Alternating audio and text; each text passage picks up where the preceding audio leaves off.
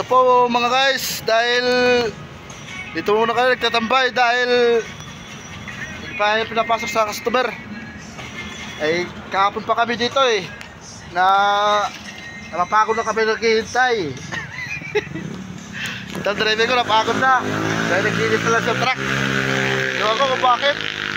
Panitulog daw, kagabi hindi makatulog daw panitulog, kahapon panitulog, hindi na makatulog na.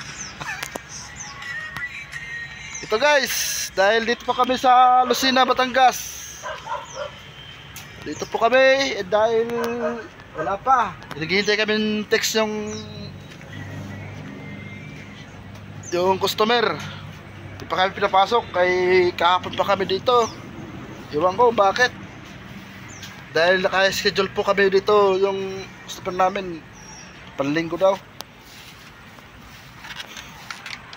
Yung dito na ang parking ay parkingan mga bus ay malawak po. Ito guys, dahil dito po kami ay sana suportahan po yung asawa ko dahil nagbablog yun. Ay sisend ko to. Dito po ay maganda, ay malawak po. Ay salamat po mga guys. Ay dito lang po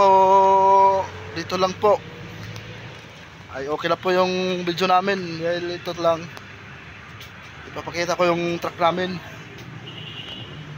Maraming salamat, sana suportahan mo yung asawa ko mga guys. Thank you.